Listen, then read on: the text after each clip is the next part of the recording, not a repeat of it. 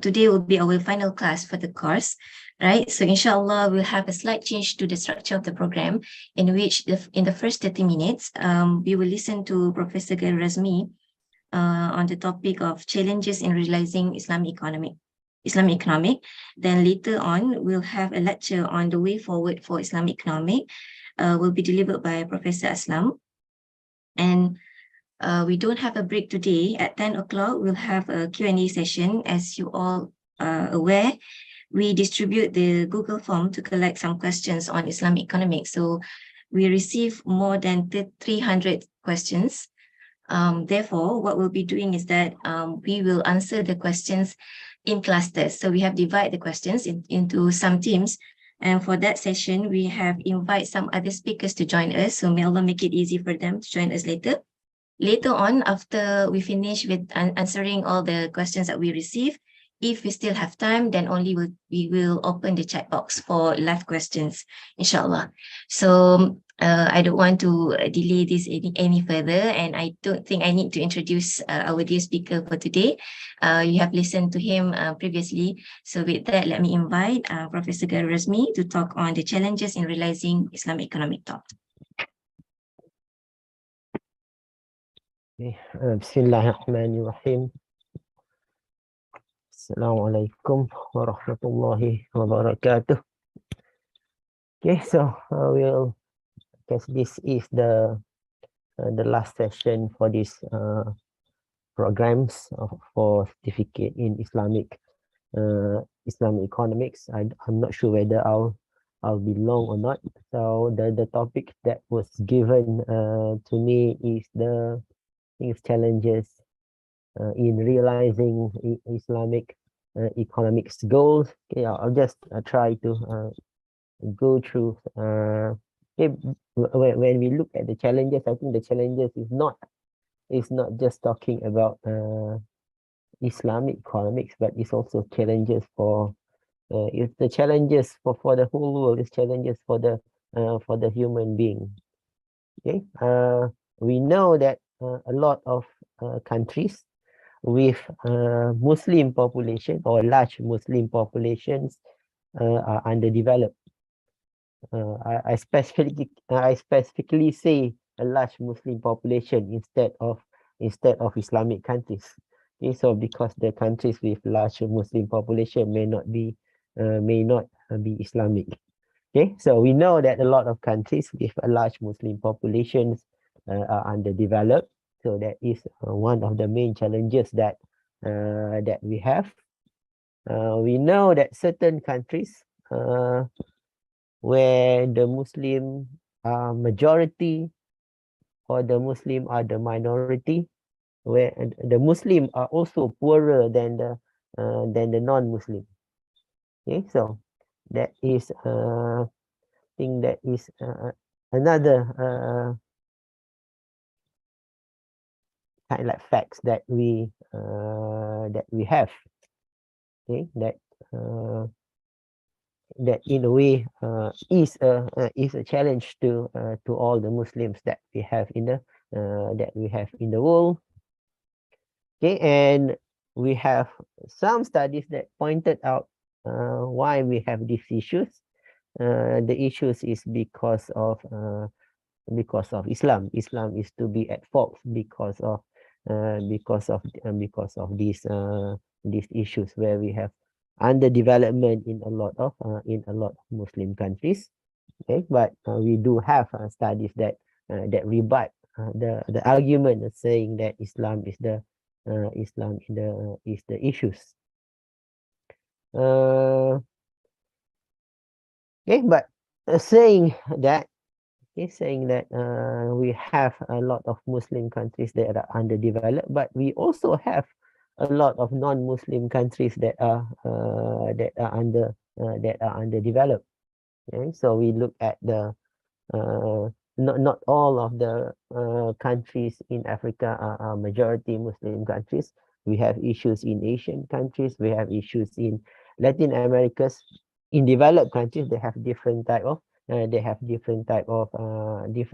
issues. Okay, so so when we talk about challenges in realizing Islamic economic goals, in a way we are also talking about challenges in realizing okay, how do we improve the well-being of everyone's that we have, the countries that we have in the world.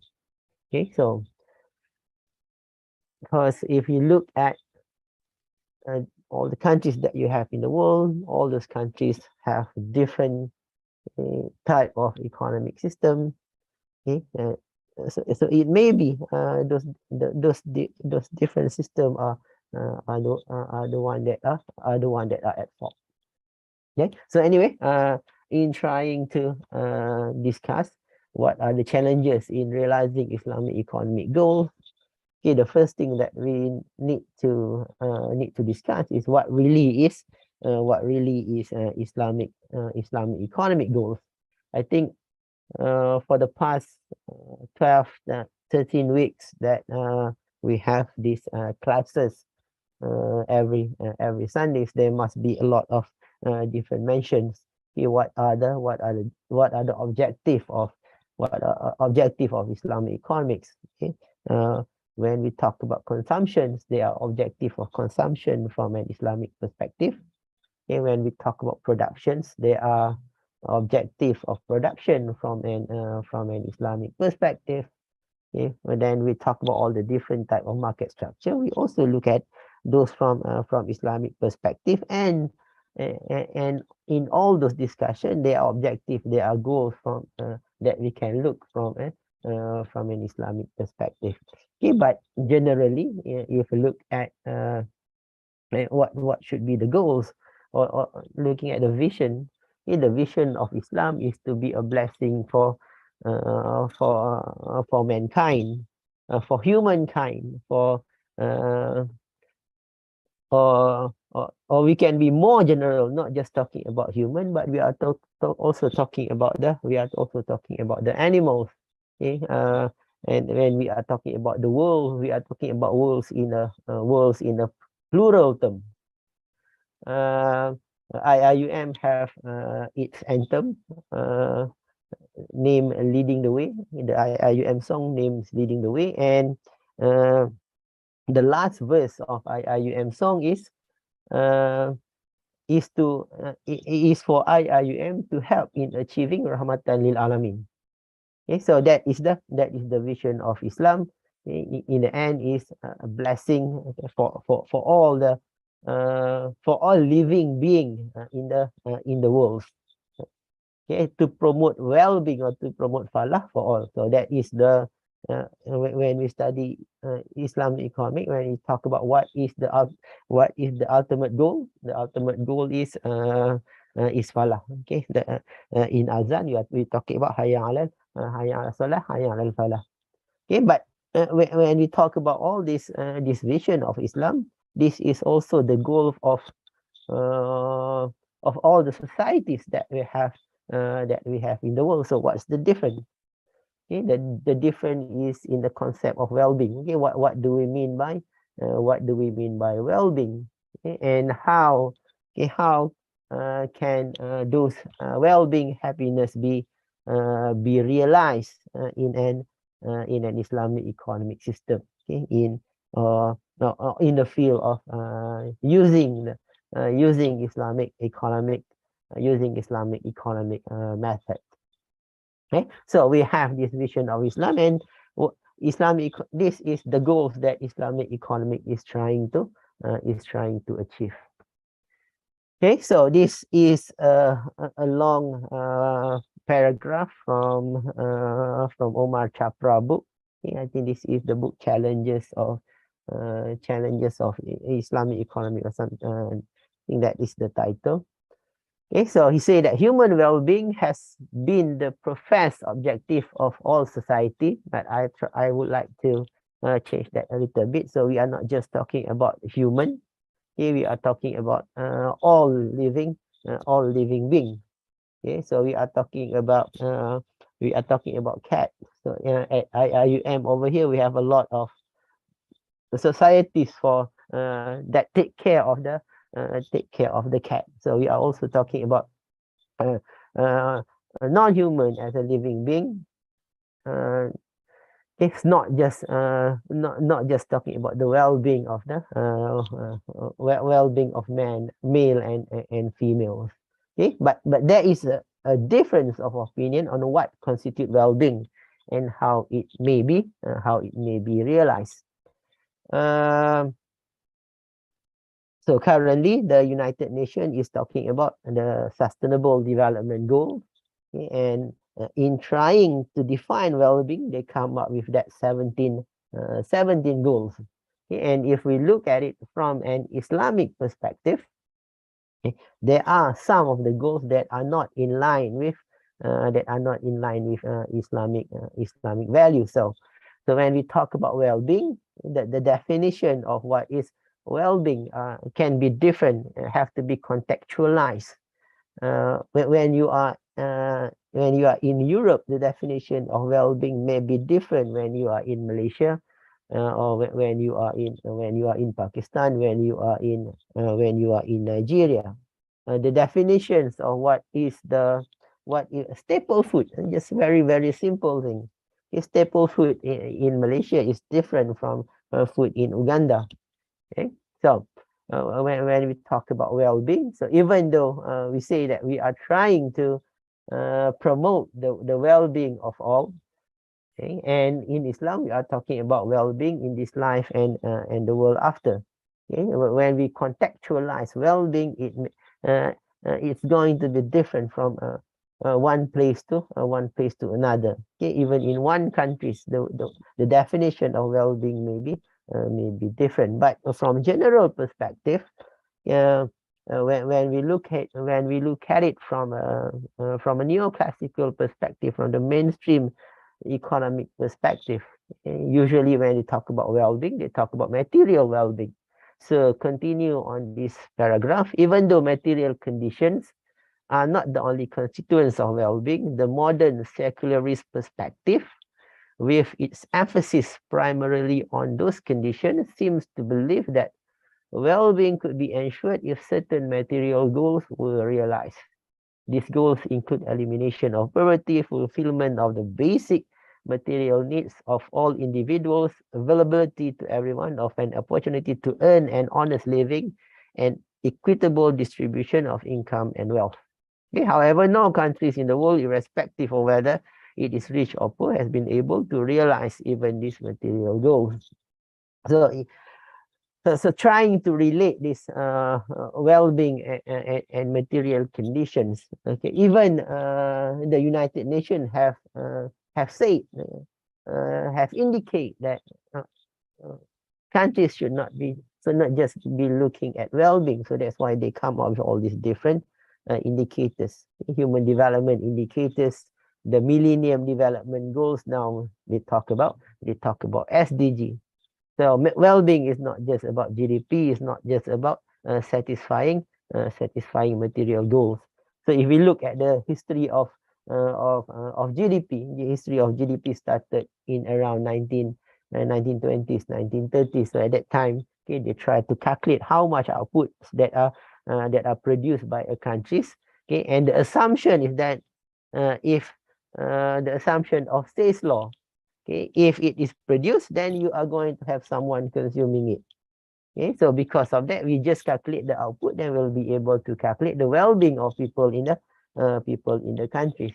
Okay, but then okay, the all these international organizations come up with more indicators saying that well-being is not just material, well-being. So that's why we have the Millennium Development Goals as a measure of well-being, and the SDGs trying to as an indicators of well-being. Okay, so what we are trying to achieve, the goal is trying to promote well-being, and then you have to define well-being. Just defining the well-being itself is already a challenge. So the SDG, you have 17 goals, you have 200 something indicators, and those are the indicators of well-being from United Nations perspective, and they are asking every country to contextualize the indicators of well-being. Okay, just trying to define what is well-being is already a challenge to the study of economy. Okay, so okay, so this is another paragraph from that same book. Okay, most economists would tend to agree that in spite of the relative scarcity of resources, it is possible to realize material goals and to minimize instability and imbalances if the available resources are used efficiently and equitably. So this is the challenge, the main challenge. Okay, so after we have defined well-being, okay, in order to achieve that well-being, then we have to be efficient, okay, and the distribution have to be equitable. Okay, so first is we have to define what is efficient. So the same thing, uh, the definition of efficiency also need to be contextualized, and the definition of equitably have also need to be contextualized, okay, in order to actualize the well-being to all the living beings that we have in the world. Okay, so from an Islamic economic perspective, okay, I think this is one of the slides that you have when we discuss Islamic economic system. Okay, what is the goals? Okay, the goal is to achieve falah through the realization of the maqasid of Sharia. So in a way, so for sure this is in line with the vision of Islam, promoting virtues and preventing harm. So those are the maqasid of Sharia. Okay, in general, okay, achieve public and social well-being, not just talking about the individuals, socio-economic justice and continual socio-economic development and progression. So okay, when we look at all these 4 points, it relate to efficiencies and relate to equity. Okay, and then we have the specific the maqasid of Sharia. Okay, trying to talk about the safeguarding. I don't think it's just safeguarding, but it's to promote, to improve, to try to achieve the optimum with regard to faith, with regard to nafs, with regard to akal, with regard to prosperity, and with regard to mal. So this is the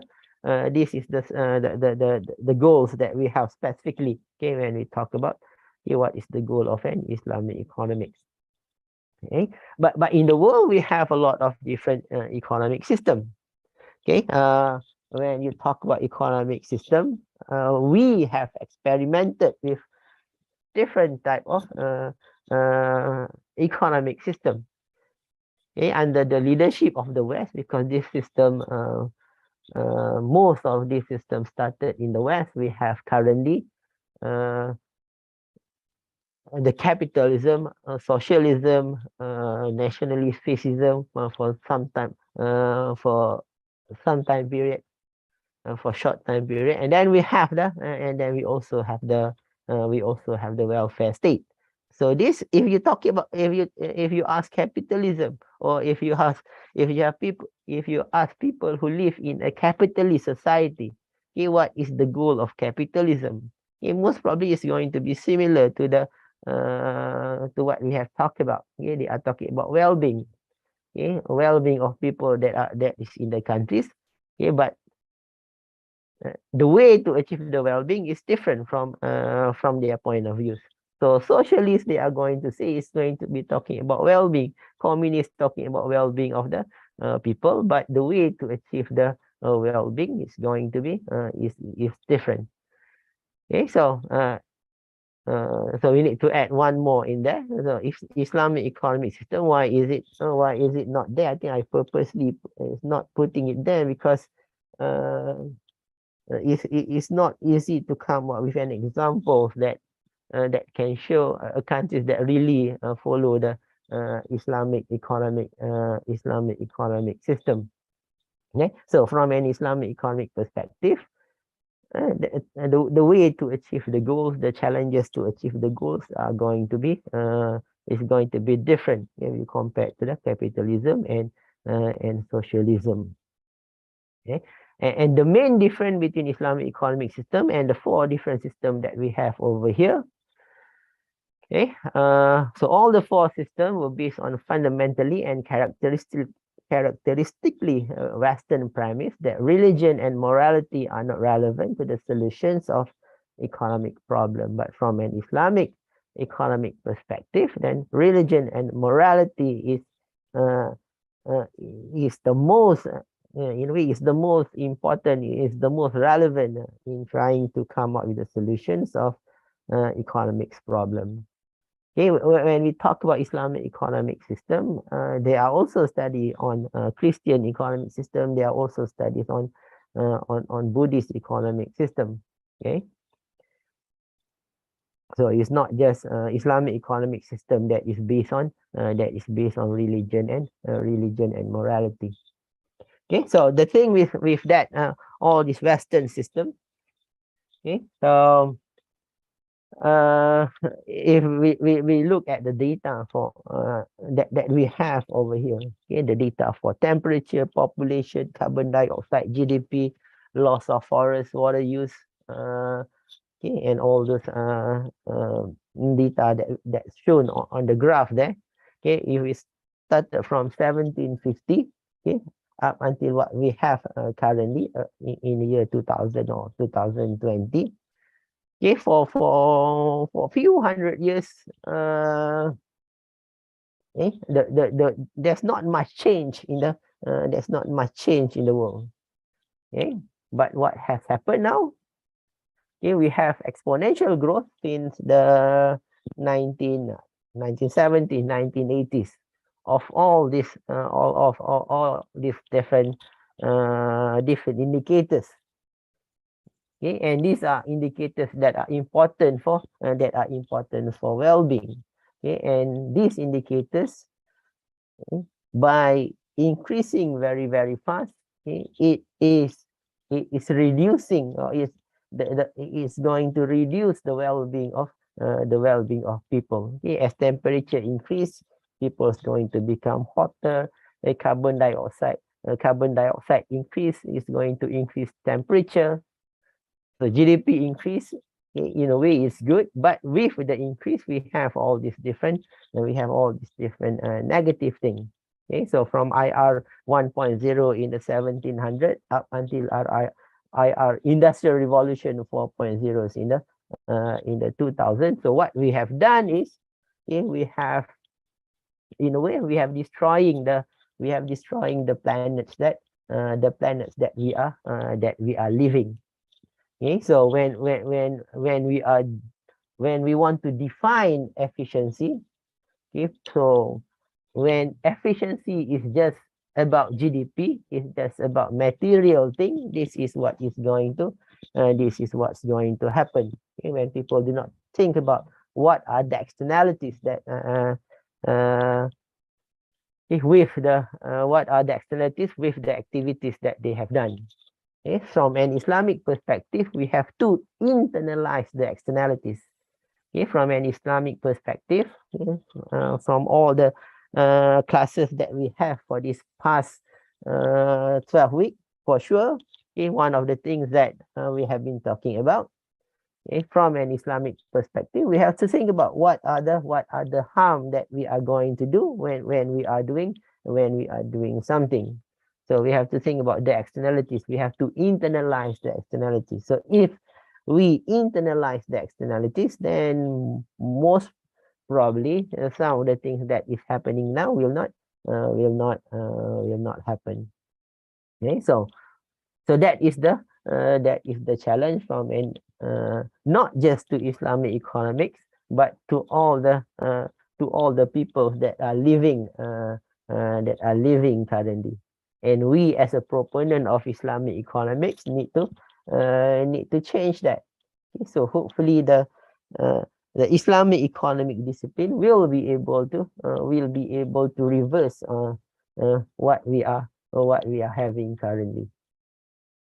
Okay, so currently we have the collapse of the Western civilization. So hopefully, okay, Islamic economic, we learn from that, and when we come up with Islamic economic theories, Islamic economic models, Islamic economic system, the system will not follow this exponential growth path, or this collapsing path. So even though we improve in terms of GDP, but the other indicators of well-being are going down. Okay, similarly, here we have all these different thing that is happening, similar to what I've shown in our class on production. Okay, so we need to find a balance. Where is the middle path? Okay. Okay.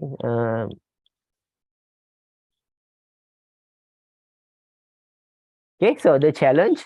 So when we talk about the challenge to realizing Islamic economics, so it's not just a challenge in realizing Islamic economic goals, but it's a challenge to all the peoples that we have in the in the world. Okay? Not only challenges in the Muslim world, but everywhere and anywhere that we have in the world, because the capitalist system have issues, the socialist system have issues. So we need to come up with a system that will be able to solve the issues. So here we have been talking about sustainable development goals. So they know GDP, just material well-being is not enough as an indicator. So they come up with the 17 indicators. Okay, and some of the indicators they may not be in line but with Islamic vision, with Islamic perspective, but okay, a lot of the indicators are important in realizing Islamic economic goals. Okay, so we have issues with capitalism. Okay, so these are some of the critics of capitalism. They are accused to be exploitative, alienating, unstable, unsustainable, create massive economic inequality, commodifies people. Okay, people become commodity. So here in IIUM, the director of IIUM really don't like the word human capital. Okay, because he think that when we use the word human capital, that it commodifies the people. Instead of looking people as a human being, we are looking at people as an economic being. Okay, as something as just a producers. Okay, so capitalism anti-democratic leads to an erosion of human rights, while it incentivizes imperialist expansion and war. Okay, so we have issues as capitalism. So to realize Islamic economic goals, the Islamic economic system, the Islamic economic models that we come up, okay, need to be able to tackle some of the issues that we have here lah. Okay, so and from communist perspective, then you have the issue of, okay, previously we have issues as incentive. Here we also have issues of incentive. Okay, so one is incentive to be unsustainable, incentive to be exploitative, incentive to alienate. Okay, but in a communist society, then there is no incentive. Okay, it's not really no incentive, but the incentive is going to be different. Okay, when you have a centrally planned economy. So if you only have a few people planning, then sometimes the plan is trying to satisfy their own incentive. The vast power necessary to establish and maintain the communist system attracts unscrupulous people, including many self-seekers who prioritize their own interests over those of the others. Okay, so that's why when you talk about Islamic economic system, the importance of the importance of values, okay, the importance of moral values from an Islamic perspective. Okay, because you have moral values from different perspectives. So that's why in SDG, when they talk about gender equality, there is moral values from the UN people's perspective. Okay, and in trying to realize these economic goals, okay, from the Western perspective, they have come up with all these different type of economic schools. Okay, you have the Austrian school, you have the neo-Keynesian, you have the Keynesian, you have classical, you have neoclassical, you have new classical. So all these different things, okay, they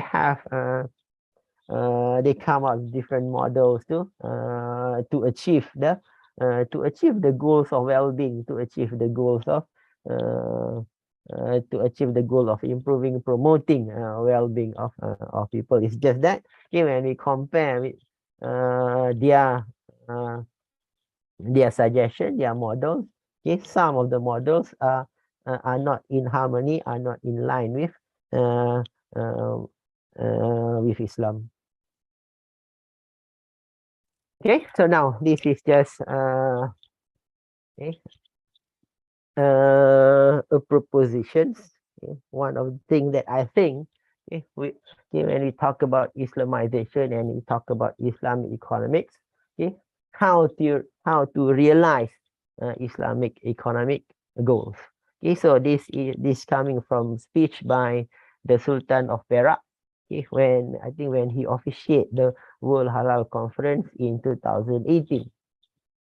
Okay, trying to relate halal economy, Islamization, Islamic economy, improving well-being, and satisfying the sustainable development goal.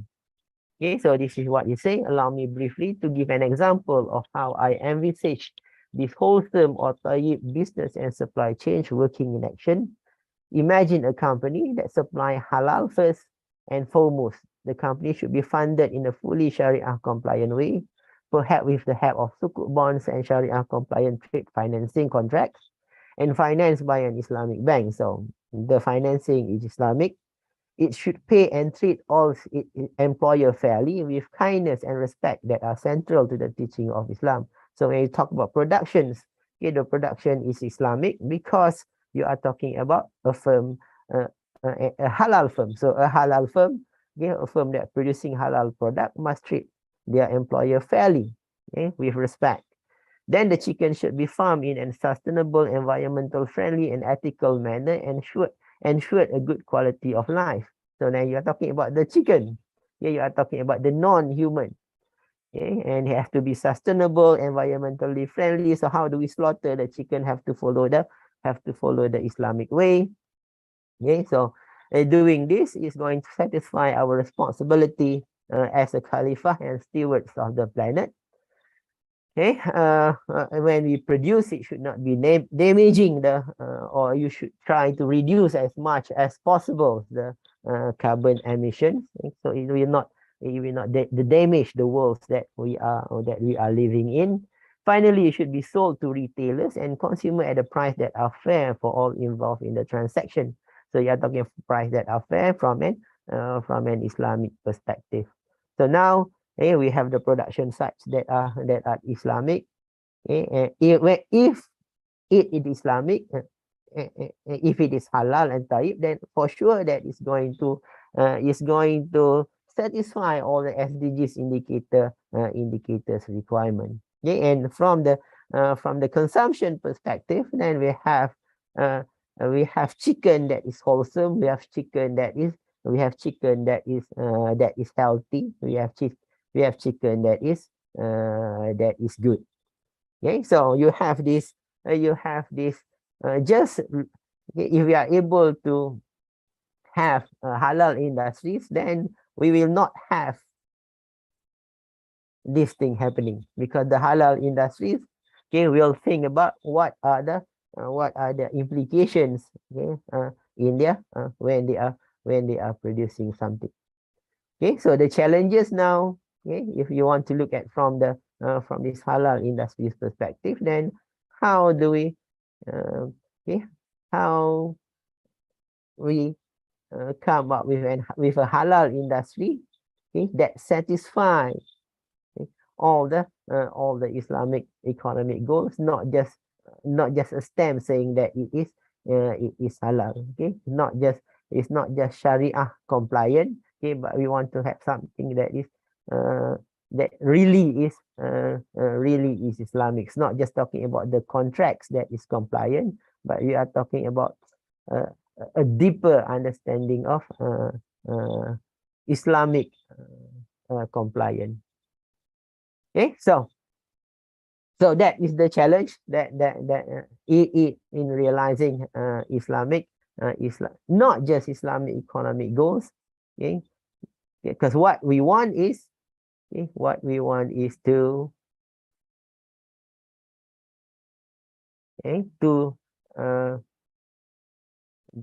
have Islam to be a blessing for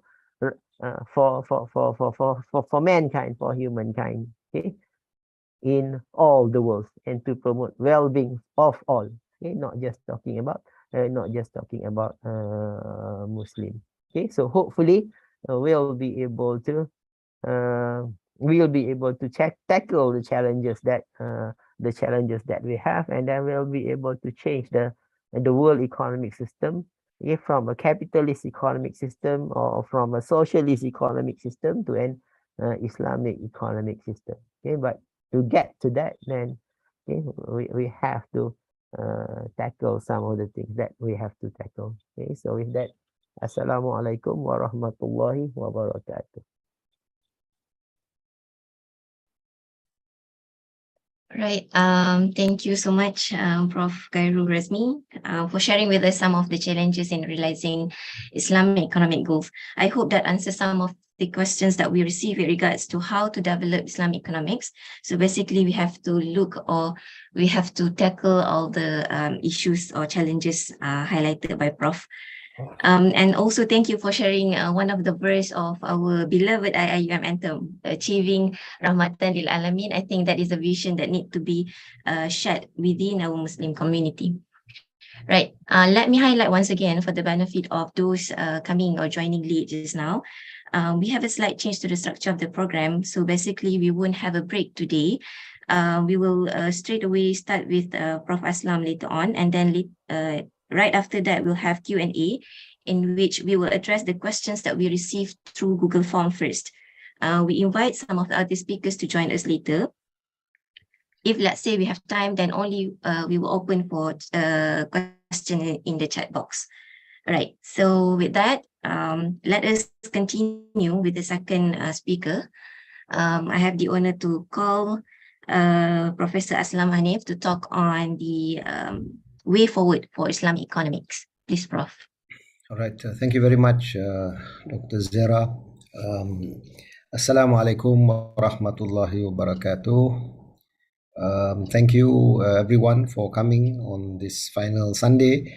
I think, as mentioned by Zara and also the presentation by Prof. Gairu, the focus of this final session is actually to try and answer the questions that were sent. I don't know if Zara mentioned this to you all in the earlier part. I missed a couple of minutes. But when I saw the list of questions, it was 330 or 50 or something. And she said it was continuing. So I am not sure how many questions at the end there were. But from those 300 plus questions that I that I skimmed through, I found that there were certain themes in the questions, and one of them, I think, is the theme that was taken by Prof. Gairu on how to develop the discipline. And I think what I would like to do, and I think this were probably a lot of questions on this topic, and that is how to implement Islamic economics or Islamic economics and finance. Most of the questions were on banking and finance. How to implement in different countries, especially in Muslim minority countries or even in non-Muslim countries. Yeah? I think that was a very big number of questions. So I know some of the questions were slightly varied, but along this theme. So what I would like to do is to actually share with you some slides on this particular topic. Yeah, so I hope that I will be able to answer uh, quite a lot of questions that were asked. Okay, and I'm putting it in the context of how Islam can be a positive factor or positive force in contemporary society. All right. um, Easily there were 15, 20, maybe even more questions that talked about this general theme, maybe more. I think maybe even, it could even go up to 40, 50 questions, people asking something along how can we implement. All right, so bear with me. What I will try to do in this half an hour or so is to talk about, I think some of this was mentioned in previous lectures, the modernization or secularization thesis.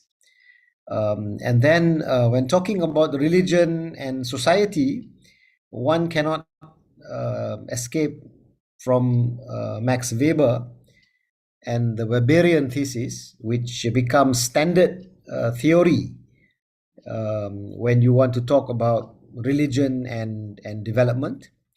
And then very briefly, the Muslim world, which is of course a whole certificate course by itself. And then what I think are needed in order for us to have successful Islamic reforms, something that I call 3 Ps. Yeah, we need 3 Ps in order to have a chance for successful Islamic reforms. All right, so this is what we'll be doing. Let's very quickly go. I'm not going to spend too much time on this, but just to stress a point that and I think this was covered in the first part of the certificate. The 1950s and 60s, you had this.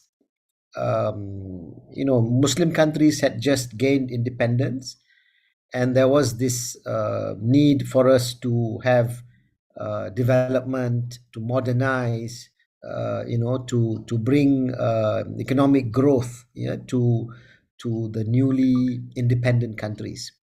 And of course, most of the time you will go to the global community, especially the multilateral or the multinational international organizations like the IMF and the World Bank, and they would provide expert advice or guidance or consultants, right? And one of the big, you could say, trends or theses that were presented during the 1950s and even in the early to mid 60s was this thing called the modernization thesis. And Daniel Lerner, in his 1968 article in the Encyclopedia of Social Sciences, he presented modernization as a process in which less developed countries, all the Muslim countries that gained independence, where these less developed countries acquired the characteristics of developed countries. Yeah, you are underdeveloped or you are less developed and you want to become developed. So basically you want to follow in the path of those developed countries. And of course, these developed countries are all in the West. Now, we need to acquire the characteristics that made those countries developed. And when you look at the different characteristics that they were talking about, one of those characteristics was the diffusion of secular norms. So in other words, if you wanted to develop, basically the developed West said that economic growth, development, progress, modernization, etc. occurred through a secularization process. Okay, so religion now is not something that is going to play the role that it used to. So basically, we go to the secularization thesis, which is actually a kind of a other side of the same coin. All right.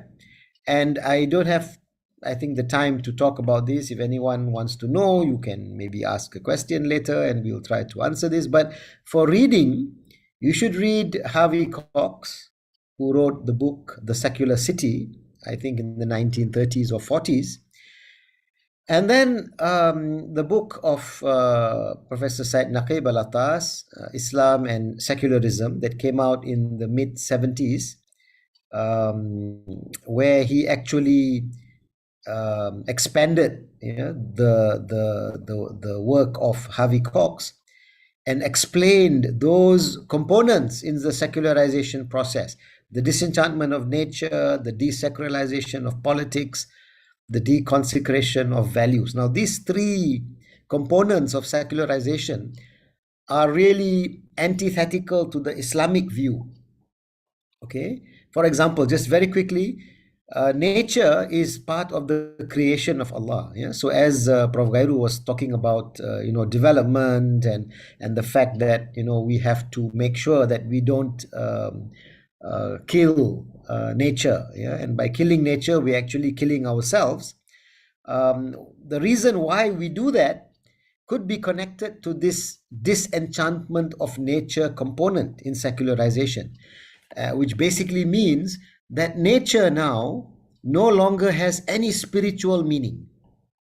It's just an object. Yeah? Human beings, can utilize, and the books that were written in the 18th century, coming from, Europe, were basically talking about exploiting those resources. Exploiting was at that time maybe not seen the way we understand exploiting today. Basically to use, yeah, but it was basically an object. So taking out the spiritual significance of nature is a challenge, is a problem as far as Islam is concerned. The desacralization of politics. So now, when you want to exploit nature or use nature, who do you refer to? So desacralization of politics says we refer to human beings. Human beings are the master. All right. So we are no longer just the Khalifa. We are no longer Abdullah. We are the master. So human beings take power away from religion, from the Bible in the case of Europe, and give it to man. So it is man who decides. So when we enact laws, when we pass policies, etc., we decide. All right. And how do we decide? Well, based on our own values of the day. Hence the third component, which is deconsecration of values. All values become relative. There's no absolute good or absolute bad anymore. All values, and by that we also mean all policies that we enact and we implement, will be decided by people of that particular time. Yeah. So if 100 years ago something was considered to be bad, today we may consider it to be acceptable. If it was wrong in the past, today it may be acceptable, it may be right. So values are relative. So all these three components, yeah, and I'll stop at this. We cannot maybe just accept this as it is. We have to have some serious engagement in order to know what Islam says about this secularization thesis. And Frederick von der Mahden, I think he also added to this: modernization literature, especially in the 50s and 60s, a decline in religious values. All right. If you want to progress, religion really has not much place to play in your daily life, in your daily public life. Religion is a private matter. And of course, if you have that view, then of course you have a weakening of traditional, irrational, unscientific, pre-scientific attitudes. Yeah. And finally, you accept modern foundations of reasoning, i.e., human reason and observation. So there's no place for revelation. There's no place for what we would consider to be the ultimate authority. All right. Now, we have to keep in mind that this view of modernization, of secularization, is not a universal phenomena. It's very much something that came to Western European society. Okay, this is their own, let's say, relationship between science and religion. When people studied what happened in the West, we go back to this Max Weber, German sociologist, mainly known for his work on religion and development, and the rise of capitalism. All right, and very interesting, what Max Weber said: religion could be a force for social change. Yeah, religion as a social institution.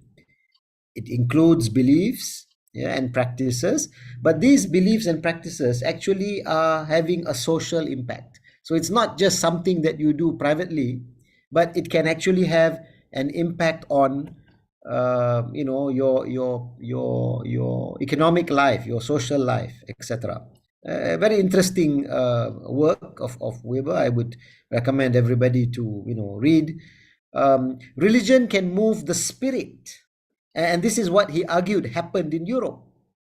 Yeah, the spirit of capitalism, according to Max Weber, was brought about by what he called the Protestant ethic. Yeah, so if you know a little bit about history of Europe, religion especially, it was the Catholic Church that was the main Christian sect in Europe. And then in the 15th century, 16th century, you had what they call the Protestant Reformation, right? And according to Max Weber, it was this Protestant Reformation that changed the mind and spirit of the people through a new interpretation of Christianity. All right, so religion was reinterpreted. It led to this Protestant Reformation, and that allowed capitalism to grow in Western Europe. All right. Now, very very briefly, I'm doing great injustice to Max Weber, but just as a point to talk in this session. People want salvation. All right, we want salvation. We want to go to heaven, and that was also the case maybe in European society, right? In all religious societies, you want something called salvation, and in doing that, we look for signs to say that we have got God's grace. God has given us. God is happy with us, right? So we look for signs, and therefore, in this world, it becomes a calling. Yeah, a calling. All right. And what is that calling as far as how you should live your life in this world? So Max Weber would say upright living. All right, living in a right way, in a good way, while not guaranteeing salvation. Because there's no guarantee that if you behave well, that you will enter paradise, because anything can happen. But if you are able to live an upright life, this is evidence of salvation. It's evidence of salvation. All right. Personal economic success was an indication that God is happy with you. Yeah, this was how Max Weber explained this idea of a calling. Yeah, making money for the sake of money replaced work to sustain life. This is the economic implication. Now, making money is not bad. In fact, making money is good. Why? Because you work hard, you make money, you save, you invest. No ostentation. You don't build mansions, you don't build big. You live a simple life, but you work hard, you save, you invest, you grow your business. That I'm adding. You grow your business. Once this kind of spirit takes root in society, and this is a very important point here, because Weber was talking about Christianity, about the Reformation that happened, right? So once this religious-based Reformation takes place, and once it takes root in society, this spirit of modern capitalism, because the things that he was talking about was actually at the core of capitalism, right? So once it takes root, the spirit of modern capitalism can continue without religion. So this is a very interesting thing. So in a way, Max Weber was really explaining what happened in the West. All right. Even if we agree with the Weber's thesis, and of course there's a lot of people who disagree with the thesis, but if we agree to say that religion can play a positive role, and it played a role in Europe, but in the case of Europe, once it is established, these values, this spirit, then you don't really need the religion anymore. And you know, it's no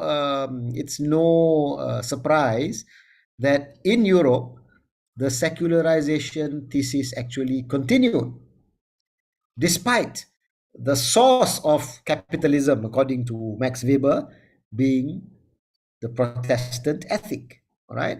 And what happened in the West? They developed, you know, this utilitarian theory from the Greeks and so on.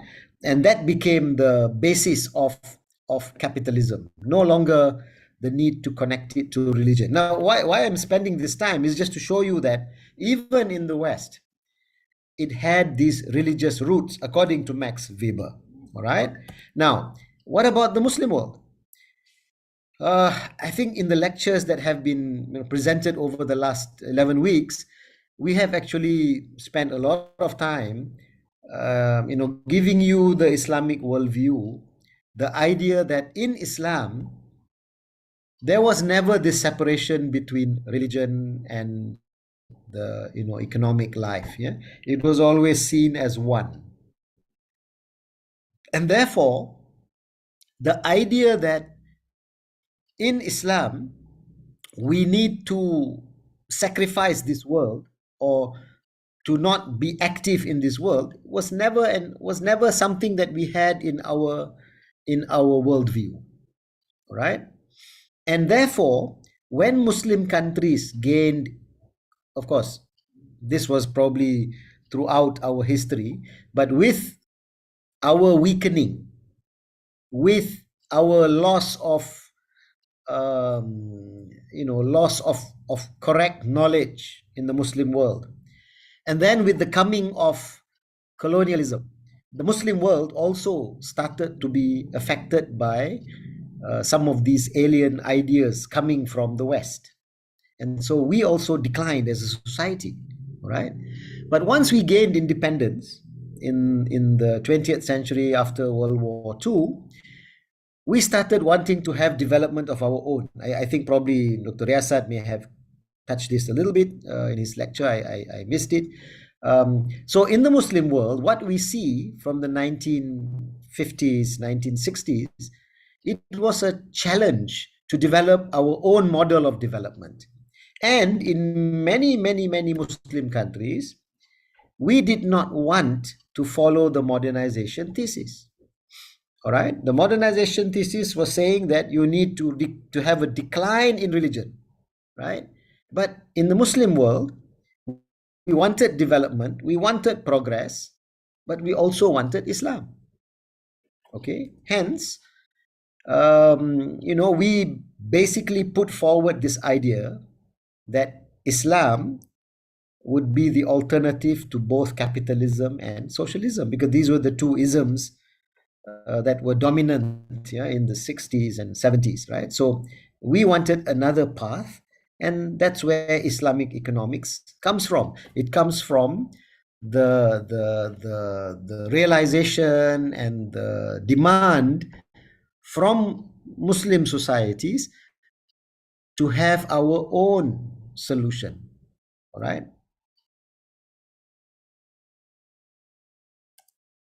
Now, what are the factors that we need to have in order? Now, I use these 3 Ps, as a kind of short way of explaining. 3 Ps: political will, people, and policies. Now, let me straight away tell you, out of the three, I think after doing this for maybe 15 years now, talking about these three P's, I've come to realize that out of the three P's, actually the people factor is the most important. Because political will is also people.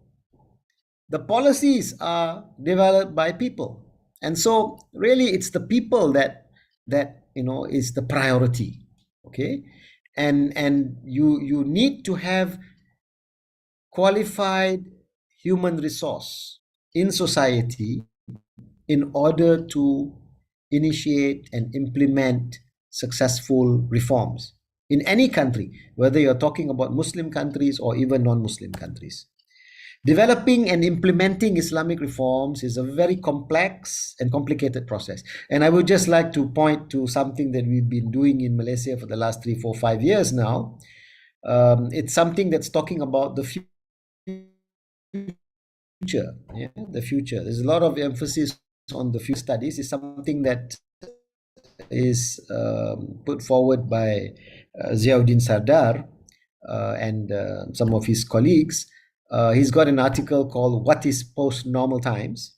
Yeah, and in that book, he's talking about this very, very complex, complicated world that we are living in now. Yeah, that is characterized. So post-normal times, the times that we are living in today, he calls them post-normal times.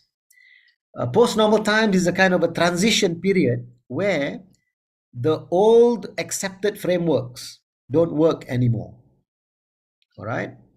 But we have not reached the new one. We have not reached the new type of framework. So we are in a kind of transition period.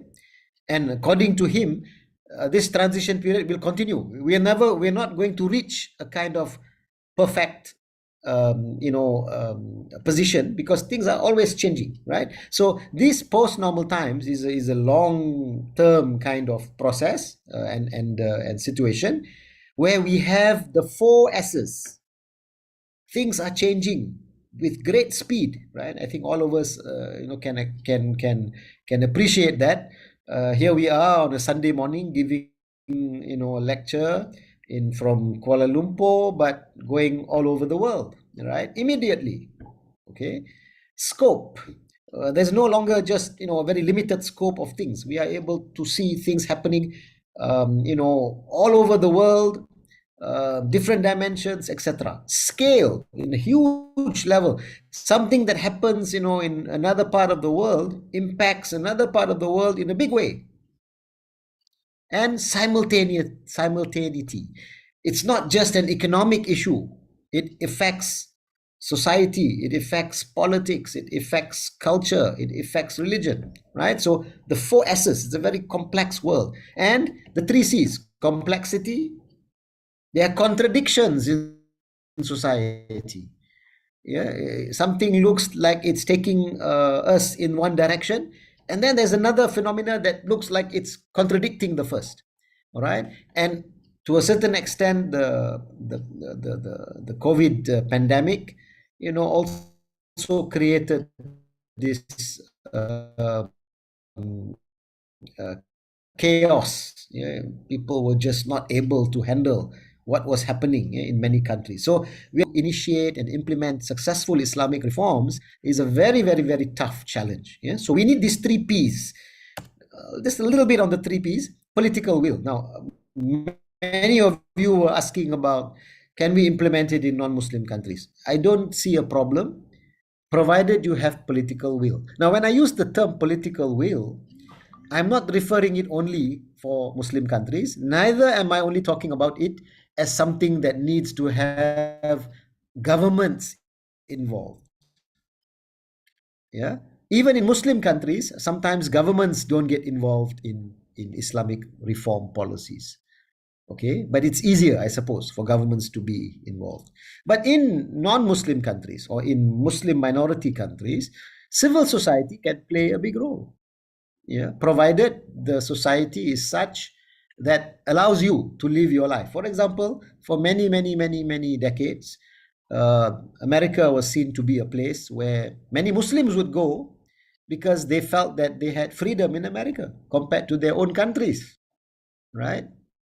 So In the US, in the 60s, 70s, 80s, maybe even 90s, you find that civil society in America was very, very, very effective, and many things were able to be done that were even better sometimes than in many Muslim countries in terms of Islamic way of life. Yeah, why? Because in general, the U.S. system does not interfere with the communities, especially on religious matters. So, if you want to organize yourselves, the community can have that political will to initiate something. Yeah, of course, if you're in a country in which the government clamps down, yeah, I remember many years ago we were told by colleagues that in some countries you couldn't even pray, you couldn't even go for Salatul Jum'ah regularly. If you went, 3 times in a row, somebody will come to your house and ask you, why are you praying all the time? Why are you going to the masjid? Yeah, so if you are in those kind of environments, then of course it's very tough. You either have to make do with whatever limitations you have,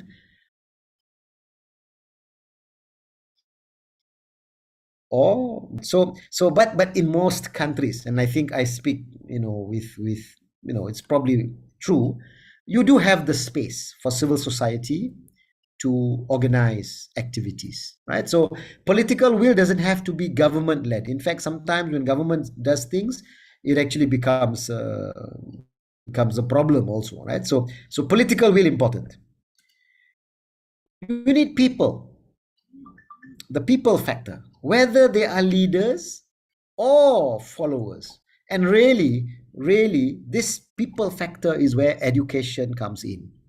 So, as a firm believer in the Islamization of knowledge project, and I really think that what they said is spot on. If you want to resolve the problems in society, the way to go about it is through knowledge and education. All right. So education prepares and develops the people, right from school to university, and not only stopping at university, but a lifelong learning process. We need to have people who understand Islam and who want to see Islam playing a bigger role in society and are able to do it. And what do we do? Policies. Now, where do policies come from? They come from knowledge. Then you change that knowledge to policy framework. You implement and then you evaluate. All right. These policies must be holistic. They must be inclusive. They cannot be narrow and exclusive. For example, Islamic economics is only for Muslims. This is not what we talked about. Islamic economics must be for all humanity. All right. Just as I mentioned earlier, the human resource or the people factor is the single biggest challenge that must be overcome. All right. If you want to talk about developing knowledge framework through the IOK agenda or process, we critically engage with the other based on our own sources of knowledge. So, as I think we mentioned, and also some of the questions were asking, can we utilize modern economics? Yes. Really, it would be an injustice for us to just throw away everything that has come about in the last 250 years. Yeah, we need to critically engage, but with that worldview, yeah, with knowing where we come from. We need to know ourselves, and we need to know others, and we need to engage for the well-being of the ummah and all humanity. This requires qualified human resource or academics, because who is the one that's developing these knowledge frameworks? Academics. We need to convert the knowledge framework into a policy framework. Again, it requires qualified policy makers. All right. Many academics also feel they are also part of the policy making process, but it's possible that policymakers are not only academics. You may have also some bureaucrats, civil servants, or for that matter, even futurists, the ones that we talked about earlier. Then you need to implement policy. Now, dealing with policy is very, very complex, complicated, as we talked about earlier. Just trying to engage with knowledge in the Islamization of knowledge program, it's already very, very tough, very, very challenging. What more when you want to talk about developing policy and implementing policy? Because it's not just a knowledge exercise, it's not just a theoretical exercise, it's a multi-dimensional exercise. For example, if you want to introduce economic reforms, you must have legal reforms. You cannot have an Islamic bank without changing the laws of the country. It must get social acceptance. And of course, in today's world, everything must also have the appropriate technology. You cannot talk about implementing Islamic banking and finance without talking about fintech, right? Many questions were asked about cryptocurrencies and all these things that are there today. Yeah. So you need technological reforms. You cannot talk about Islamic banking without Islamic economics. I hope that's one lesson that has come out in this 11 weeks or 12 weeks, that it has to be done together. You cannot have Islamic banking as if there is no connection to its economic foundations. And you cannot have economic foundations without connecting it to its philosophical base. Yeah. Must be able to know your ideals, but you must be aware of the realities of your society. Again, the human factor. Having people who are knowledgeable, who know what Islam wants, but at the same time aware that in your society, you have certain challenges. Okay, how do you achieve those? And then, of course, effective implementation requires, managers, requires implementers that know what to do, how to do it. You need to have review of your policies, and of course, improvement. Policies are dynamic; they change according to time and place. Something that was developed 50 years ago is not static. You can't, the policy that you developed is not the Quran. It's meant to be changed from time to time and according to context. So human resource, really, I cannot stress enough. And whether it's in Muslim countries or non-Muslim countries, it can be done. Of course, I will be the first to admit that if you have a supporting state apparatus, this does help. Although I also think that leaving it to the state to do is maybe not also the best idea. So it needs all stakeholders to play a role. And again, we go back to the fact that you need people who are educated with correct information. As somebody put it, we need to move from data to information, from information to knowledge, and from knowledge to wisdom, right? So the human factor is very, very central. All right. Now, this process of Islamization, because whenever you say you want to implement Islamic policies, you want to implement Islamic reforms, we are talking about an Islamization process. And in my discussion with Professor Alatas many years ago, I said, people are criticizing Islamization of knowledge because we've been around at that time, I think, for about 10-15 years. And, we don't seem to have any books. We don't seem to have any concrete solutions, right? And, his answer, I believe, really tells the whole story, right? It's not something that can be done overnight. Implementing Islamic reforms is not going to happen overnight. If we do it correctly, it will take at least 2 generations to see the results.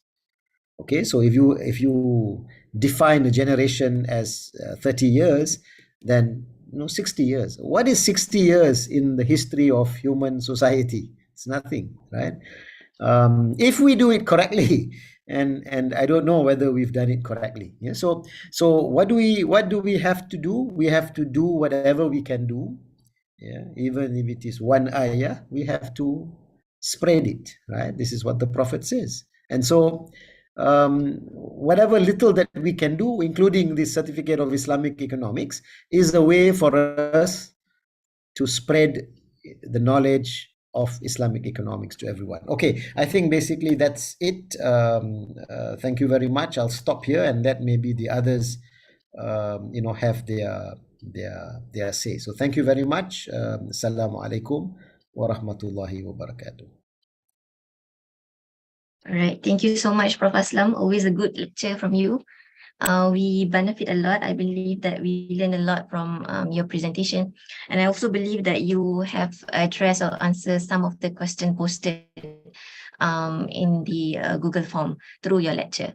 So we will now begin with the Q&A. So as I mentioned, we will start first with the questions that we received through the Google form distributed earlier. So we have clustered the question into several themes. One of the themes we received is regarding Islamic banking and finance. So to do that, I will invite Dr. Mohammed Nizam Barum to address your questions on Islamic banking and finance. Some of the questions are redundant, so it's up to, I will let Dr. Nizam choose which questions that he would like to address. So Dr. Nizam, I'll give around 15 minutes to you.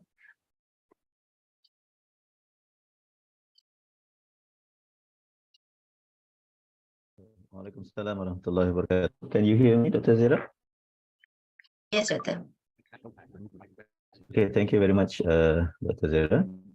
And thank you again for inviting me again in this session to answer some of the questions given earlier by the participants.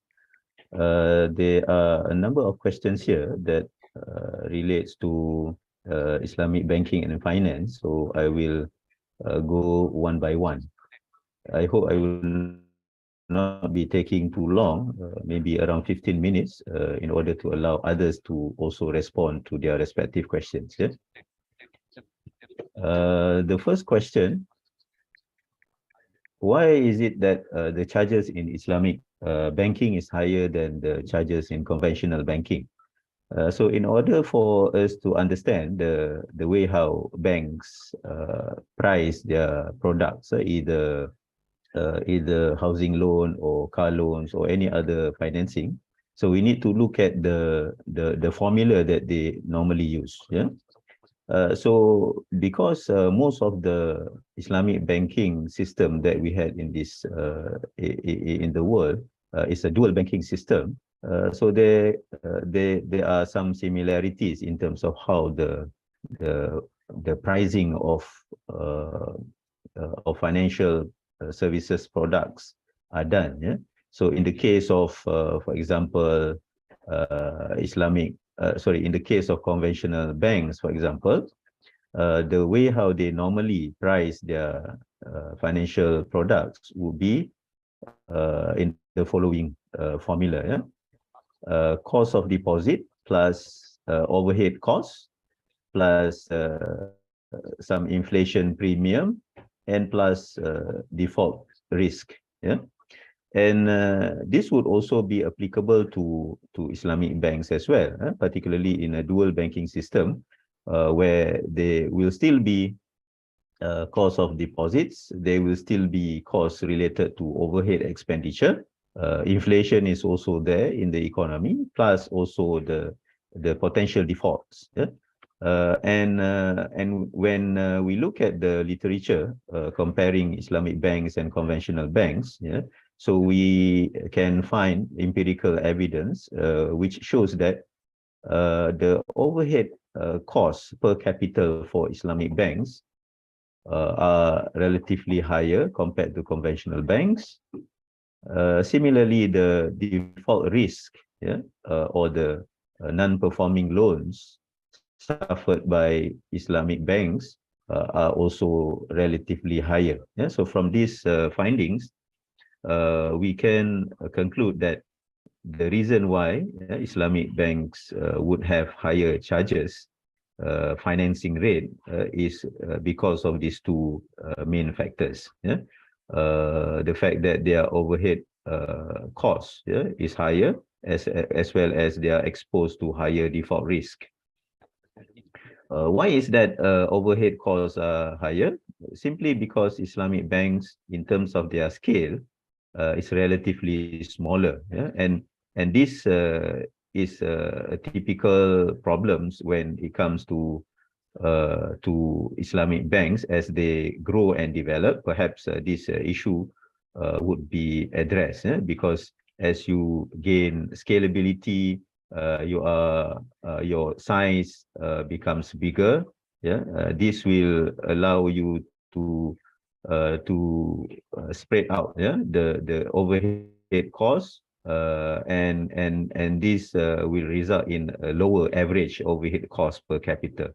This is also similar to a default risk, because as you grow bigger, you have more client base. So the diversification in terms of your the types of client that you have will also reduce the default risk, or the percentage of non-performing loans that Islamic banks face in the economy.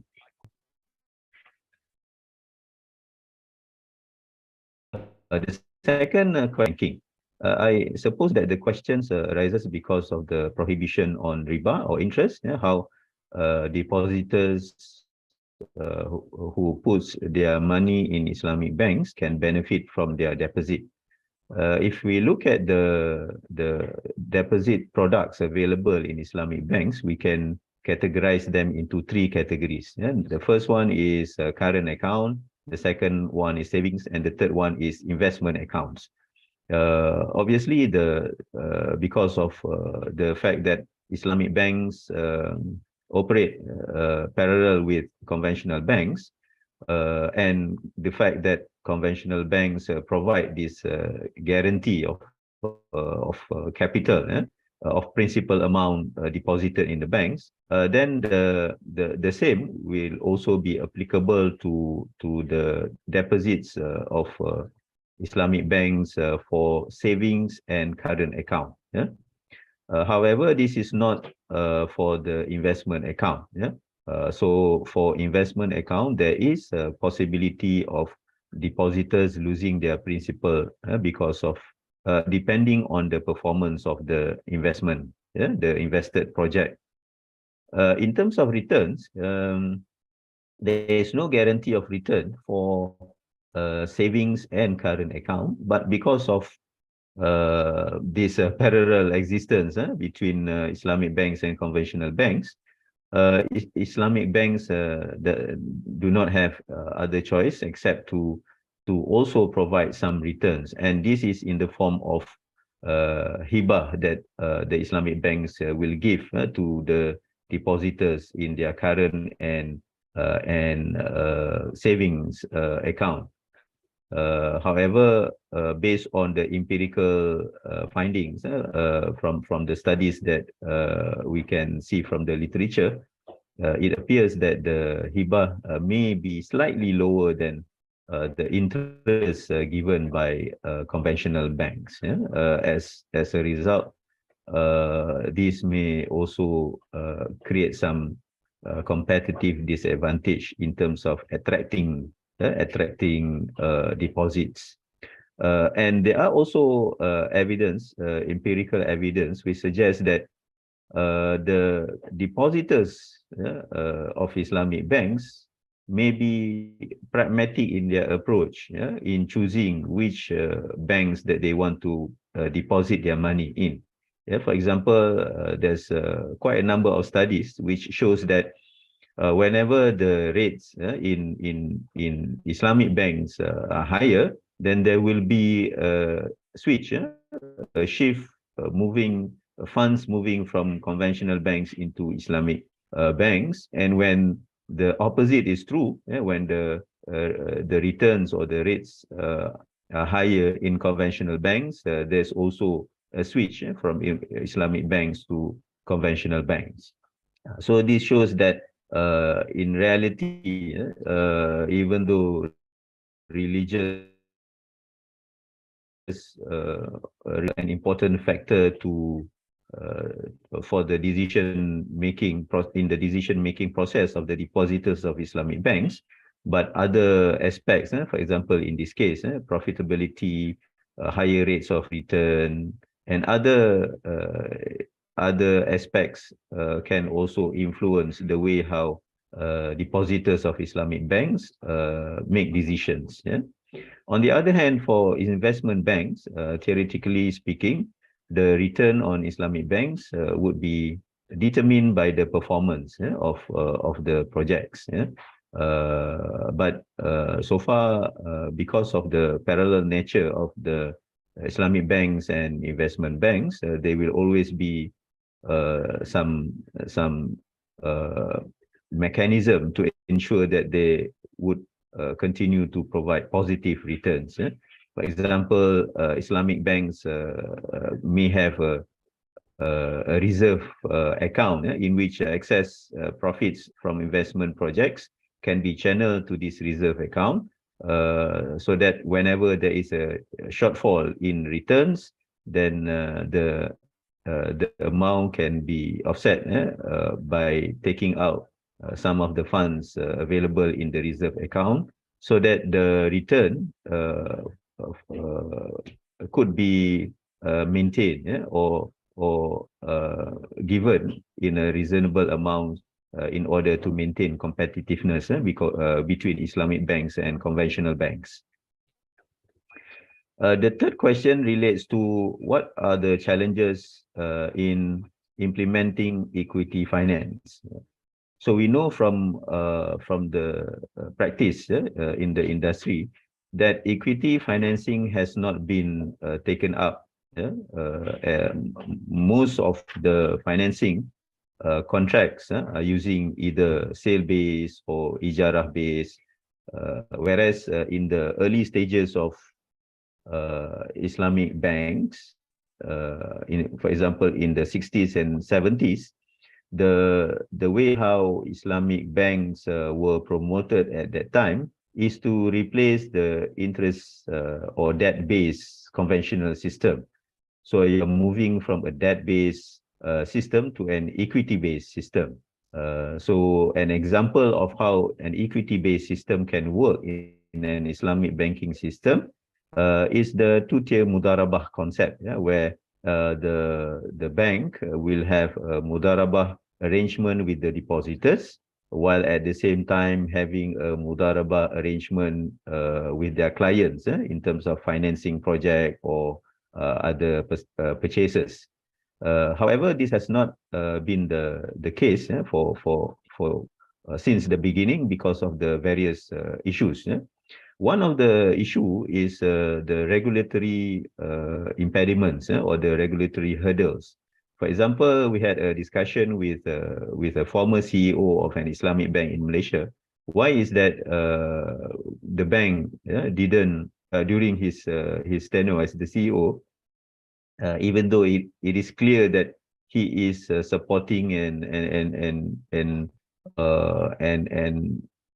believe that equity is the way forward.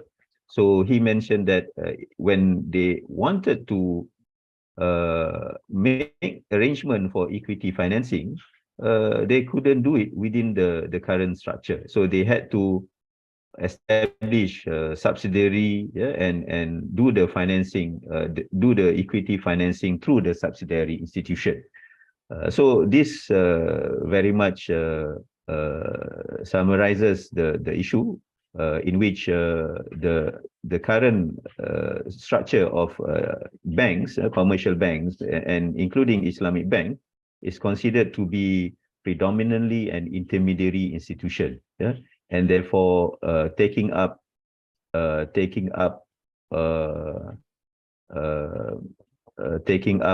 responsibilities as venture capitalists investing in equity may not be something that can be easily done from the regulatory point of view. Another more important issue is related to the ability of Islamic banks, because Islamic banks or even commercial banks, as I said earlier, is an intermediary institution. they specializes in mitigating default risk, credit risk, but not real project risk. That is why even early writings in Islamic banking and finance, for example, towards just monetary system by Professor Omar Chapra, highlighted the need for a specialized institution to monitor and to evaluate the projects being invested by Islamic banks. We may not be able to expect Islamic banks to handle this monitoring because that will be too costly for them, and as a result, will significantly increase the financing rate for funds coming from Islamic banks. So what he suggested is the establishment of a specialized institution with the responsibility of looking, monitoring, making sure that the reporting are all through evaluating the risk and potential returns from different kinds of investment to facilitate Islamic banks to make the appropriate decision and financing. So this is something that that may not be the area for the bankers, and therefore this creates the problem, how bankers can go into equity financing. The other issue is related to asymmetry information, which is also can be linked to that establishment of that specialized institution. On the part of the mudarib, on the part of the people who receive the funding for different projects, how they will be reporting their projects. Normally, this may, because of the asymmetry information, that can create tendencies for them to understate profits, and this can be also to the depositors, which are investing which are actually investing in those projects. Okay, so I move to the next question. How to make profit in an interest-free banking? I think this is also related to the earlier questions, how depositors can benefit from Islamic banks. So that one is from the perspective of the depositors. Here will be the perspective of the banks. How can banks make money when they could not charge interest? So the prohibition against interest or riba is very much related to loan contracts. Of course, there are other aspects of riba, but in terms of the banking operation, the prohibition very much relates predominantly to loan contracts, where when there is an exchange between money with money or money with money equivalent, then there should not be any difference in quantity as well as any difference in terms of the timing. In which case both will result in the prohibition of riba. However, profits for Islamic banks can be realized through other means. If, let's say, they want to charge higher than the cost, they could use other means. For example, we have sale-based contract such as murabaha. So in the context of a murabaha financing, the bank will buy a certain commodity or a certain equipment that is desired by the client, buy it on a cost basis, and then sell it to the client with a markup. So this is an example of a sale-based transaction. This markup can the price inclusive of the markup can also be financed through installment payment through by bitaman ajil. Another possibility is through leasing. Yeah? For example, financing automobiles, yeah? Car financing can be done through ijara, yeah? Leasing. And at the end of the ijara period, there could be a nominal price that the client would pay to the bank for the bank to transfer the ownership to the client. We can also have, for example,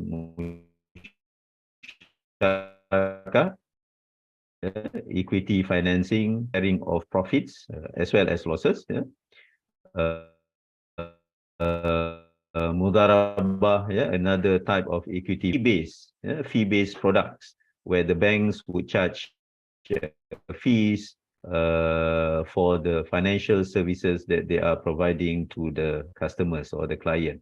And also there can also be wakalah-based contracts. So these are all contracts that can create surplus or create profits to the banks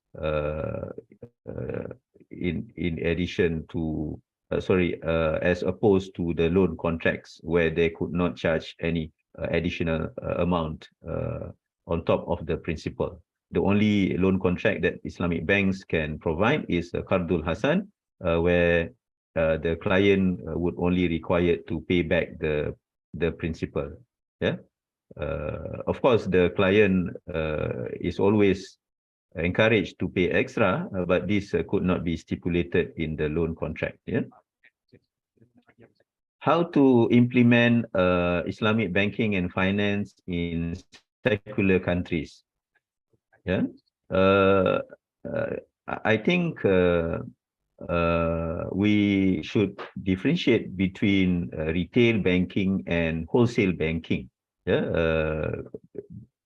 Because the nature of the banking services could be significantly different. When we look at the literature, there are contradicting views on whether or on the feasibility of establishing Islamic banking in a secular country. Yeah? Some literature highlighting the views of the regulators in those countries say that there is no issue or barriers or impediments or hurdles for a community in a country to establish and operate an Islamic banking operation in a secular country. But on the other side, there are also views from entrepreneurs who says that whenever they wanted to establish or come up with an Islamic banking operation in secular or Muslim minority countries, there are issues and problems that they face in which they couldn't proceed with that with that proposal.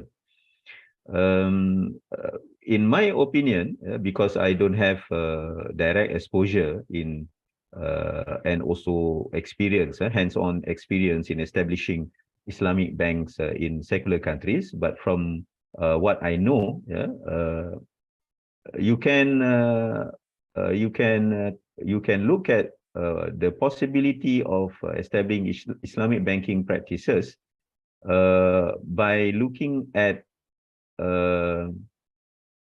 establishing, for example, things which are acceptable in a particular country. For example, in most countries, in the US, for example, you have a type of institution called community development banks. Yeah.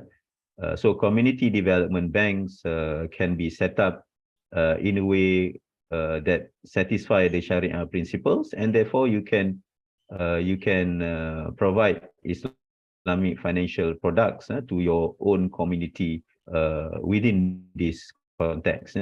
There could also be a possibility of establishing or providing Islamic financial products through cooperatives. And this has also been done in many countries. If, let's say, the regulatory framework is not friendly towards establishing Islamic banking institution and Islamic banking products, then community development banks, which may also include microfinance institutions, could be established, providing services using Islamic banking principles.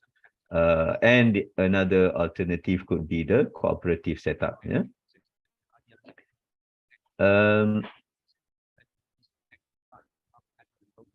How we can totally eradicate interest in the economy? I would like to refer to what Prof. Aslam has mentioned earlier. The need to reform the economy would require a proper planning, and not only that, the three Ps, the political will or the strong will of the people, plus the human resources, plus the relevant policies. In fact, when we look at the writings of our founding fathers of Islamic economics, the pioneers of Islamic economics, there are many proposals on how the economy can be transformed, step by step into a fully interest-free economic system. For example, we have seen the efforts in Iran, and in Sudan, and it is claimed that in Iran and Sudan, the percentage of the market share of Islamic banking and finance is 100%. Recently, we heard the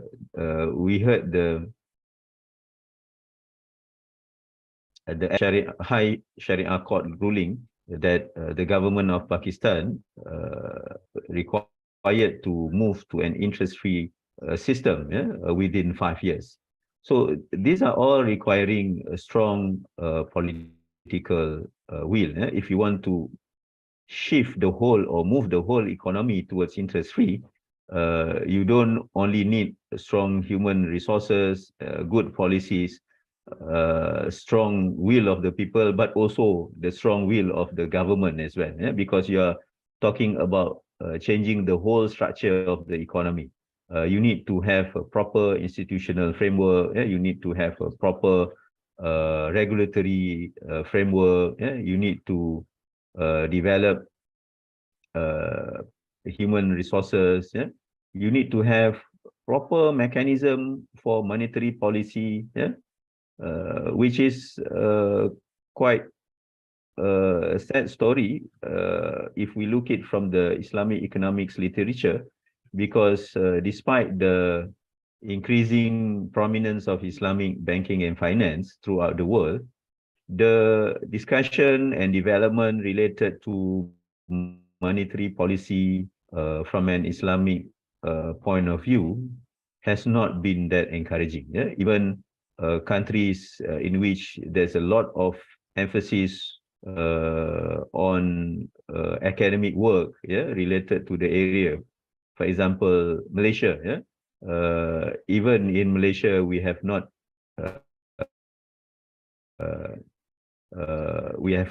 dealt with the issues related to monetary framework, monetary policy instruments, and theories related to having a full-fledged Islamic economic system without any elements of interest in this country, particularly in our monetary authority, for example, our central bank. So this has not been the case, and we should have this discuss, propose before we go with the whole transformation. Otherwise, this. Sorry to interrupt, Dr. Nizam. Maybe you can wrap up your answer. Okay, yes. So in that case, I stop here. So I allow others to respond to their respective question. Thank you very much, Dr. All right. Bella. Thank you so much, Dr. Assalamualaikum Nizam, for addressing questions related to Islamic banking and finance. Now I'll call Dr. Gapur to address questions related to fiqh economics. Please, Dr. Gapur. Okay. أعوذ بالله من الشيطان الرجيم. بسم الله الرحمن الرحيم. السلام عليكم ورحمة الله وبركاته. Of course, there are so many questions. Try to choose some of them that would be, in my opinion, beneficial to those who have no background about fiqh rulings on riba and some other issues.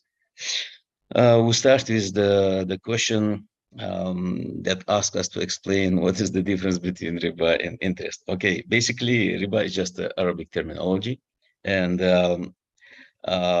usually the question is asked, what is the difference between usury and interest? Riba is just Arabic terminology, which tells us the meaning of interest. Now, what is the difference between usury and interest? On a practical level, there is no difference, absolutely. Usury is just the old religious English terminology. Interest is a pure financial modern terminology to indicate the extra money that is taken out, usually in most cases out of the loan. Okay, and not only loan, it's more accurately would be to say debt. Okay, because the debt can be not only from the loan. If somebody owes you money because of the sale contract, is deferred payment, and he is late to pay, it's not about loan, it's about the debt. So when you charge him extra, that is about riba as well. And that is usually, and that is interest, and you call it anything you want. Basically, that's all about that. So well, there are some questions which need probably whole lectures, and it will take a lot of time, but we try to at least to give few points. The issue of involvement of Islamic countries to Western economic and financial system, that's what I would understand out of this question, because it's a bit not very straightforward. You see, when a certain group of countries or certain ideology are dominating the economic and financial system in the world, it is difficult for you to not to cooperate, not to live within so-called the family of all the countries in the world. You have to cooperate. Now, your central bank has to cooperate with the central banks of the rest of the world, and those banks are definitely based on a conventional financial system. So that's why willy-nilly Muslim countries also need to take part in it, and need to cooperate, need to be in the system, whether they want it or not. But the other issue is up to their ability. They need to try to minimize whatever the practice that contradicts the teachings of Islam countries. Okay, so one of the steps, of course, that usually Muslim countries where Islamic bank and finance exists, they have at least dual system.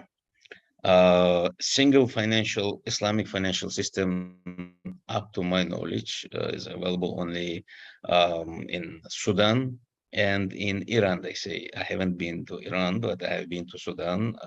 I know, I've seen it myself. I met with the very high-ranking people in the Central Bank of Sudan several years ago.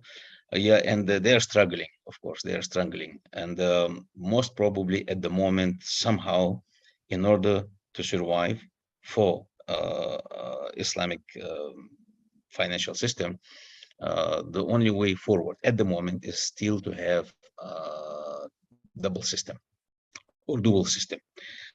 So that's how it goes. And Muslims living in those countries, in those respective countries where Islamic bank finance is practiced, to do as much as they can. And many times this point was mentioned by Prof. Aslam and others, which is rightly done.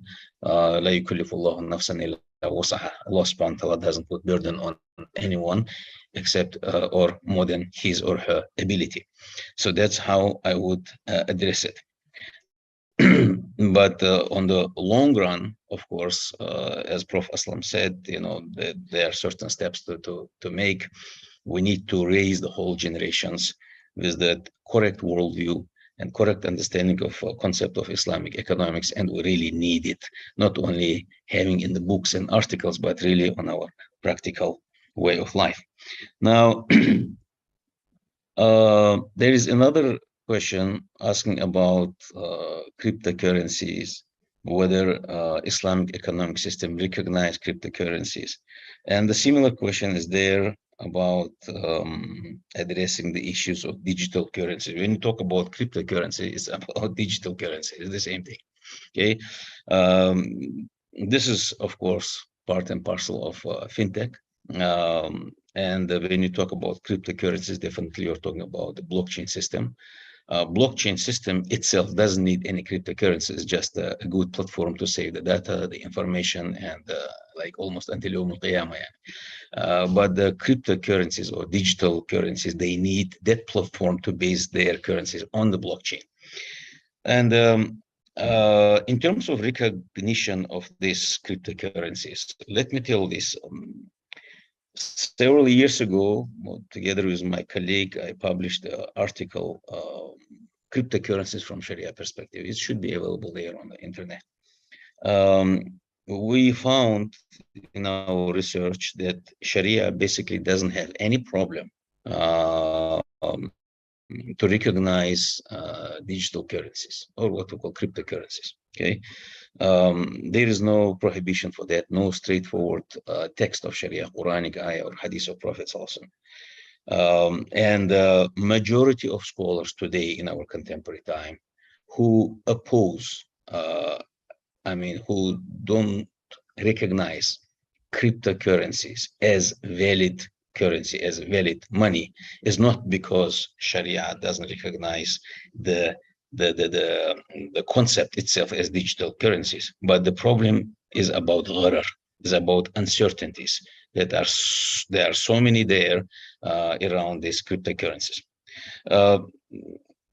Number one, you never know who is behind that.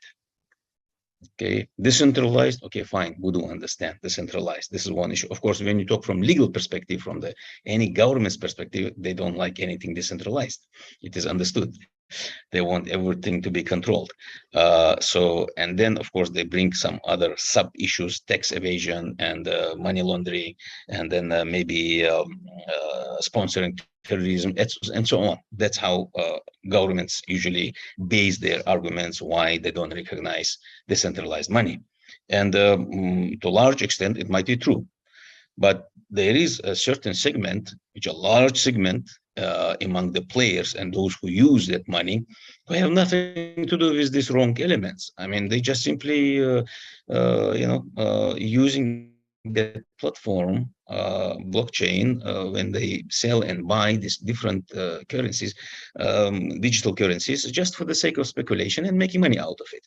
So then the issue is about speculation per se, rather than the issue of sponsoring terrorism or money laundering or whatsoever, tax evasion and so on. So if you look at this digital currency from another angle, you'll find that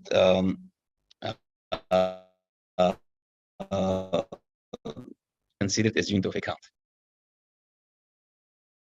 Okay, there are economists and specialists in finance are available here. So a very simple example for those who have no background in this, but they would like to know more about that. So I have a pen, for example, in my hand. So immediately this pen is valued, like, for example, 1 ringgit 20 cents. No single digital currency is able to do that immediately. First, you will have to attach it to a US dollar or Malaysian ringgit, doesn't matter. Then only you are able to give a value. I'm sorry, then it is not the money. Then it is not the money. Your money must be able to give immediately the value for that, or the digital currency. You're not able to give the price to commodities, what type of currency you are, miskin, and you always need somebody else to value. So that's what I mentioned. And I always teach my students about this. I am among those who do not recognize it as valuable money. Imagine a huge train, very nice train is running somewhere, and most of the people are jumping on it. Okay, it's a nice train, there is a music, and people are jumping on it. Okay, but you don't know where it's going and where it's going to stop and whether it's going to hit somewhere. But you see that crowd everywhere, almost everyone is jumping on it, and there's nice playing music, and they're going. They're very happy. So aren't you obliged as a Muslim individual who has his own aql to think, where is this train is going? You know, where is the destination? Where is going to stop? I mean, what's the expected outcome of it? You know, if I take this train, nothing, just simply jump on. That's exactly what is happening today with the cryptocurrencies. Okay, while music is playing, I mean, of course, a very indirect meaning. When people are happy and making money, everybody wants to be indulged. But if Yawm al-Qiyam, Allah subhanahu wa ta'ala asks you, do you know in what project you invested? Do you know, this project was actually planned for what? And what did it do? And say, I don't know. I just invested. That will not be enough to justify yourself. Allah subhanahu wa ta'ala gave us aql to think, to rationally measure things before we use our money. And money is, of course, is amana from Allah subhanahu wa ta'ala. And so many other points that can be mentioned here. I'm among those who do not recognize it as valuable money. But nobody can say it is haram. And the exceptional case we find, for example, you are, to close this point, if you are really in dire necessity to buy a certain asset, for example, and that asset is only offered for sale by using digital currencies like Bitcoins or Ethereum or anything else. So in that particular point, you go to that market, you buy whatever the tokens that you need, and then you purchase that asset and finish your relationship with that market, for example. You do not invest. You are not the one who propagated more. You are not the one who developed it more. And they're like dire necessity. So in that case, we don't see it as prohibited or haram.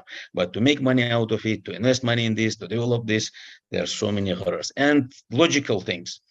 If you forgot your password, you're gone. If there is no electricity or internet, your money is gone. The data that was saved on your computer is burned or something is gone. All of a sudden, may Allah prolong our life. If you die, none of your children will inherit single cent, even if you were a billionaire, because the information gone together. I mean, it's so childish, there's. All right. So let's move to another point. Somebody is asking about sport betting in Malaysia. There, he says speculative trading, according to him, is permissible in Islam. Okay, and we'll have some clarifications on this and speculative trading and so on. All right. First of all, sport betting cannot be considered as permissible in Islam. You need to differentiate. I'm answering this brother whoever has asked. Permissible from legal perspective of Malaysia is one thing. Permissible from Sharia perspective, that's another thing. There is a very big difference between the two. We have all around, at any corner you can see Toto, which is basically the lottery, like system bet. They have system what roll, ordinary bet, and quick pick, or different names. Okay, and to give you more details, by Malaysian law, legally, gambling, lottery, casino, and horse racing are legal. Okay, according to the law. And what is illegal is anything that is about sport betting, like at bookmakers or online gambling, and these are illegal. That is about from legal perspective of Malaysian legislation. All of them are haram in Islam. All of them are haram.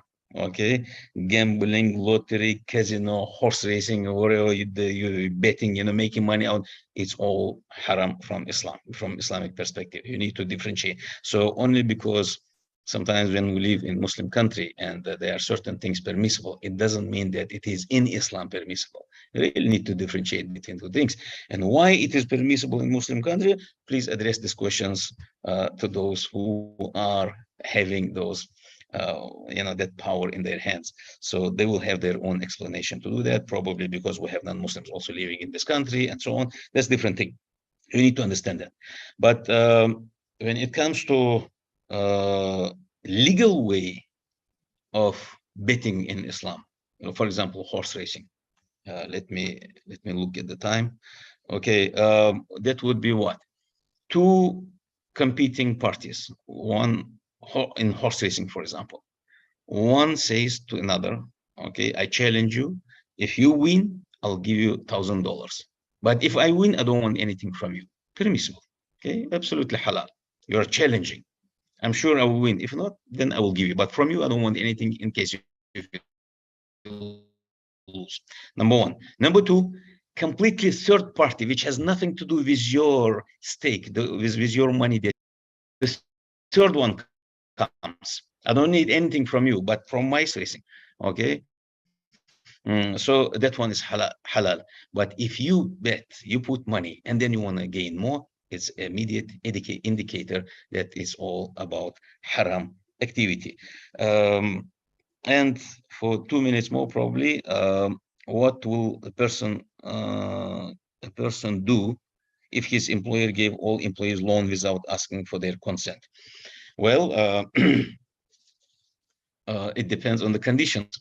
If the loan is given like interest-based loan, definitely, it is haram, it is unacceptable. And if it is like without your consent and it's gonna affect on your I don't know, job somehow, you just simply don't touch it and return it on time.